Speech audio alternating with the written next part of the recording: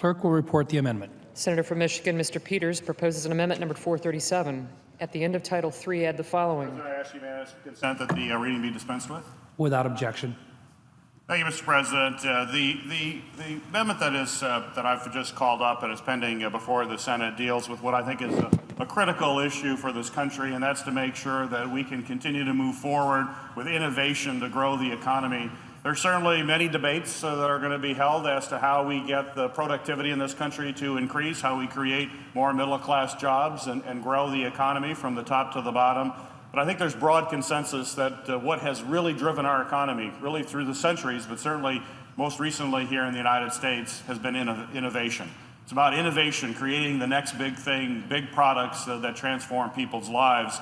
And in order to do that, companies that come up with these ideas need to have patent protection so that the effort that they put into that product, the money that they put into that product, they're able to protect as they market that product and get a return on their investments. So unfortunately, however, the backlog of patent applications in the United States Patent and Trademark Office has become completely unacceptable. America Invents Act made a number of very important changes to our patent system that targeted the reducing of the backlogs and driving innovation. And at that time that act was passed, there was more than 700,000 patent applications at the United States Patent and Trademark Office. Those applications had an average review time of 3 years or longer before the applications were granted patent protection. 3 years is simply an unacceptable amount of time to wait. As these inventors are trying to get their patent protections, they have to wait several years before they can bring those products to the market and have the protections of patent.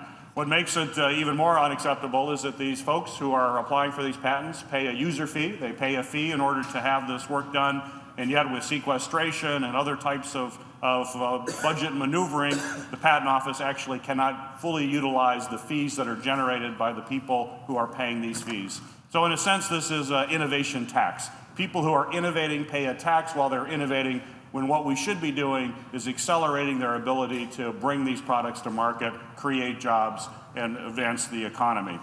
The backlog now, after the passage of the Act, still stands at 600,000 with an average review time of 2.3 years. So we've made some progress, but we still have a long ways to go. So in order to reduce the patent application backlog, the USPTO needs the ability to access all of the fees it receives in order to hire the additional examiners and administrative patent judges. That's what this amendment does before us, is that it gives the Patent Office the resources they need in order to do their job effectively, and the end result is a stronger American economy, and I urge my colleagues to adopt this amendment. And Mr. President, I also ask for unanimous consent that the pending amendment be set aside and call up Peters Amendment 521. Is there objection? Without objection. The clerk will report the amendment. The senator from Michigan, Mr. Peters, proposes an amendment numbered 521. At the appropriate place, insert the following. Mr. President, I ask unanimous consent that the reading be dispensed with. Without objection. Mr. President, this amendment is similar to the previous amendment in that it focuses on innovation. It focuses on what this country does best, which is create new products and advance the knowledge with scientific discoveries and new inventions. This amendment, however, deals specifically with scientific discovery and technological breakthroughs that drive our economy. We have known throughout human history that the drivers of that have been the big breakthroughs, whether it's the cotton gin or the internal combustion engine or the railroads. These have been inventions that have transformed the entire planet. We need to continue to have those innovations, but in order to do that, we need to invest in basic scientific research. Investments in basic research have resulted in countless innovations that improve our day-to-day lives and support the nation's overall productivity and competitiveness. The federal government has long played a crucial role. This has always been, in the past, a very bipartisan issue that the federal government invest in this basic cutting-edge research and development. However, we have seen a very, I think, disturbing trend over the last few decades as R&D spending has fallen. The amount of money in which the federal government puts into basic scientific research now is less than 1% of GDP. This is simply unacceptable. We have to look at basic research, basic scientific research, as the seed corn for our economy, and we need to invest in seed corn so we can harvest the rewards of that investment. This amendment would strengthen Congress's ongoing commitment to responsibly increasing investments in science, technology, and basic research, and help ensure U.S. science and technology leadership in an increasingly competitive world. I urge my colleagues to vote yes on this amendment to show our commitment to investing in basic scientific research so that we can continue to make the U.S. economy the strongest in the world. And with that, Mr. President, I also ask unanimous consent that the pending amendment be set aside, and I call out Peters' Amendment 639. Is there objection? Without objection, the clerk will report. Senator from Michigan, Mr. Peters, proposes an amendment numbered 639. At the end of Title III, add the following. President, I ask unanimous consent the reading be dispensed with. Without objection, Thank you, Mr. President. This amendment deals with another critical aspect of growing our economy. Certainly innovation, basic scientific research are the real drivers of long-term economic growth. But another very important aspect of that is international trade.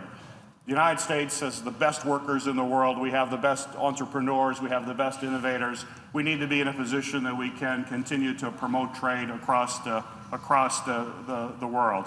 So I rise to offer an amendment that will support trade and travel through our U.S. ports of entry. As we all know, trade and travel drive economic development. In fact, they generate over $2 trillion in economic impact and support nearly 15 million jobs nationwide.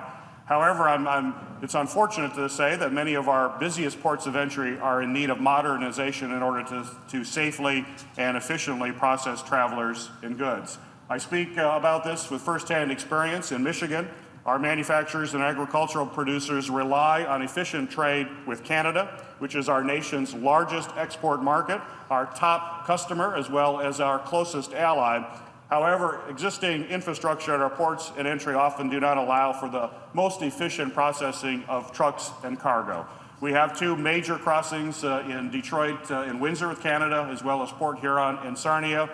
Both of those trade areas need additional investment in their plazas, their customs plazas, to efficiently handle the trade between our two countries. Those investments are important investments in the future of this country and important in order to make sure that we can continue to expand trade and economic activity. And I would urge my colleagues in the Senate to support this amendment as well. Thank you, Mr. President.